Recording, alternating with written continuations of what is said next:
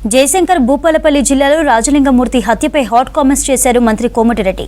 హత్యతో BRS మాజీ MLA గంట్ర Venkataramana Reddy హస్తం ఉందని మృతుడి కుటుంబ సభ్యులు ఆరోపిస్తున్నారని తెలిపారు మంత్రి. దీనిపై సిఐడితో విచారణ జరిపించాలన్నారు. రాష్ట్రంలో గతంలో ఎప్పుడూ చూడని హత్య రాజకీయాలు చూస్తున్నామని చెప్పారు. కాళేశ్వరం అక్రమాలపై న్యాయ పోరాటం చేస్తున్నందుకే రాజలింగంలో క్రూరంగా హత్య చేశారని ఆరోపించారు మంత్రి కోమటిరెడ్డి. కాంగ్రెస్ పార్టీని నువ్వు ఏమేమో ఏం చేయలేవు. ఈ హత్యలు కిరాయి హత్యలు చేయించవలసింది తప్ప నీతో ఏం కాదు. దీన్ని కూడా మేము సహించేయలేదు. ప్రజలందరూ కూడా గమనిస్తున్నారు. ఒకటే చెప్తున్నాం మీకు, మళ్ళా వెంటనే మీ పార్టీ ఎక్స్ఎమ్మెల్యే అయిన గండ వెంకటరమణారెడ్డితో పాటు మా ముఖ్యమంత్రి గారికి మేము కూడా కోరుతాం.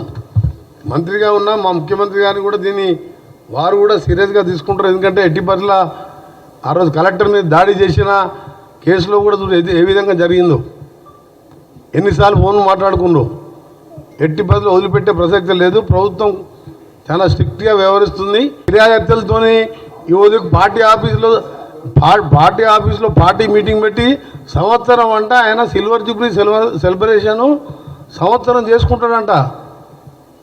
మీరు చూసింది అసలు సిల్వర్ జూబ్లీ సెలబ్రేషన్ సంవత్సరం చేసుకుంటానికి నువ్వు ఏం ఘనకార్యం చేసినావు? దోసుకున్నావు. కాళేశ్వరం పేరు మీద దళిత ముఖ్యమంత్రి పేరు మీద మోసం చేసినావు. దళితుల్ని డబుల్ బెడ్రూమ్ మీద మోసం చేసినావు. ఒక ఉద్యోగం ఇవ్వలేదు. వామన్ రావు భార్యాభర్త లాంటి వాళ్ళని ఎదురు తిరిగితే చంపేపించినావు నీ ఎమ్మెల్యేలతోని. ఇవాళ నీ ఎక్స్ఎమ్మెల్యేలతో ఇవాళ మళ్ళా ఈరోజు రాజలింగమూర్తిని పుట్టలు పెట్టుకున్నావు. చాలా సీరియస్గా చెప్తున్నాం. హత్యా రాజకీయాలు మానుకోండి. రాజకీయాల్లో హింసకు తావులేదు. మీరు ఇంకా ఏదో ఎలక్షన్లు వచ్చేసినట్టు ఆయన ముఖ్యమంత్రి అయినట్టు ఫీల్ అవుతుంది. ఇంకా 4 ఏళ్ళు ఉన్నాయి.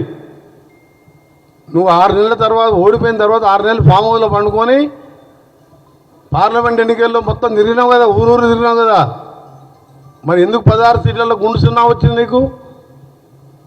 నీ గజ్వేల్లో కూడా మైనస్ వచ్చింది కదా. నీ కొడుకున్న సిరిసిల్ల కూడా 6000 మైనస్ వచ్చింది కదా. సిద్దిపేటలో కూడా ఆడికాడికే వచ్చినాయి ఓట్లు ఈక్వల్గా. ఎంక్వైరీ చేయాలి. సిబిసిఐడి ఎంక్వైరీతో పాటు 24 అవర్స్లోనే క్లియర్గా నిందితులని వాళ్ళ భార్యనే అందరి ప్రజల ముందర వేలాది మంది సమక్షంలో చెప్పింది కాబట్టి ఇమీడియట్గా అరెస్ట్ చేయాలనే మా డిమాండ్తో పాటు కేసీఆర్కి చెప్తున్నాం. నువ్వు చరిత్ర ఈనుగా మిగిలిపోతావు. ఆ రోజు దొంగ దీక్షలు చేసి తెలంగాణ నువ్వు తెచ్చుకున్నట్టు దళిత ముఖ్యమంత్రి అని చెప్పి లక్షలు దోసుకున్నావు. ఇవాళ అమాయకులైన దోపిడిని ఎదిరించి కోర్టులో కొడుతున్న వాళ్ళని మర్డర్ చేపిస్తున్నావు. దీనికి తప్పకుండా దేవుడు ఉన్నాడు, పైన ప్రజలు ఉన్నారు. ఇలాంటి మానుకోమని చెప్పి మీ స్వచ్ఛందంగా మీ ఎక్స్ఎమ్మెల్యేని సరెండర్ కమ్మని, దాంతోపాటు మా ముఖ్యమంత్రి గారిని కూడా కలుస్తాం.